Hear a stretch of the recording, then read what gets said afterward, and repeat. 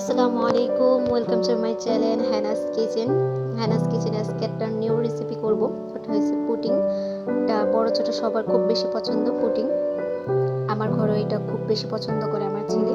So প্রায় সময় এটা বানানো হয়, তো চিন্তা করলাম আজকে আপনাদের সাথে শেয়ার করি। খুব সফট অ্যান্ড সিম্পল একটা রেসিপি। দেখতে পেতেছেন আমি সর্বপ্রথম এখানে দুধ নিয়ে নিয়েছি 1 লিটার, আধা লিটার মতো। ওটা এখন জাল দিয়ে নিব। জাল দিব ওই পর্যন্ত যেন একটু গাঢ় না হয়, একটু গাঢ় করে নিব দুধটাকে। অনেকটাই জাল দিতে হয়। যারা দেখতেই পেতেছেন আমি এক হাতে ক্যামেরা আর এক হাতে নিয়ে ব্যবহার করতেছি।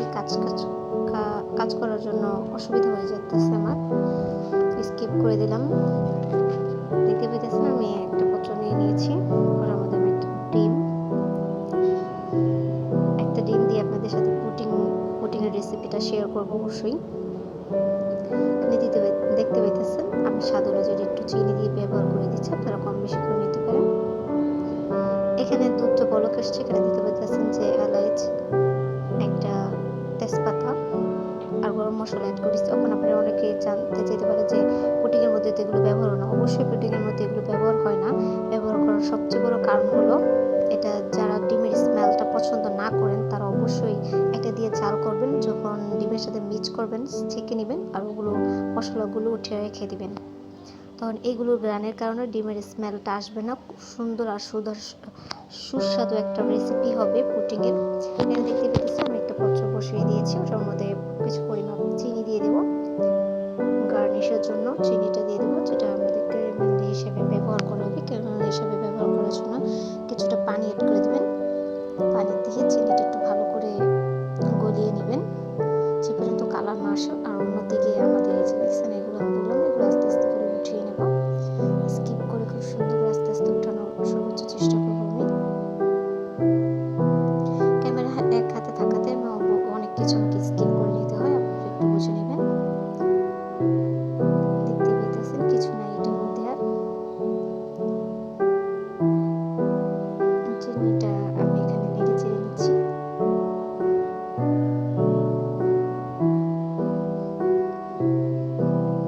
দেখেন কালার চলে আসছে, খুব সুন্দর কালার চলে আসছে। এই পর্যায়ে আমি চুলাটা বন্ধ করে দেবো, তাপেই বাকি অংশটা হয়ে যাবে। বেশি কালার আনার চেষ্টা করবেন না, নাহলে একদম পুড়ে যাবে।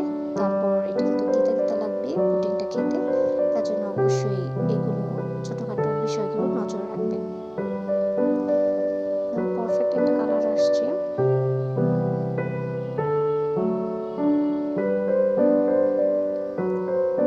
একদম আঠালো আঠালো হয়ে গেছে, খয়েরি একটা কালার চলে এসেছে।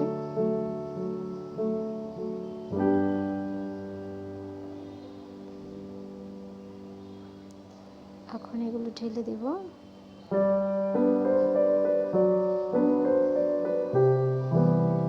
দেখতে পেতেছেন আমি দিয়ে দিয়েছি। কাঁচের বাটি ব্যবহার করেছি, আপনারা চাইলে স্টিলের নিতে পারেন।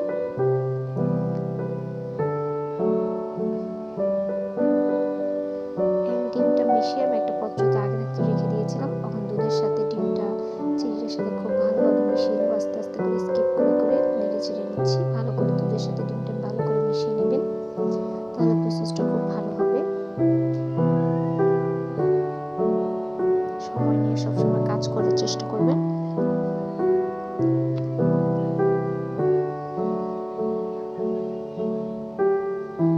বাকি অংশগুলো সব ঢেলে দেবো।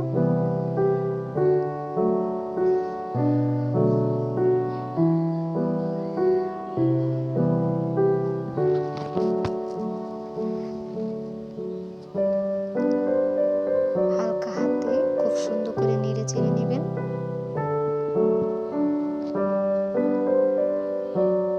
মেশানোর প্রক্রিয়াটা খুব সুন্দর হলে সবকিছু খুব ভালো হবে, রেজাল্টটাও খুব ভালো আসবে।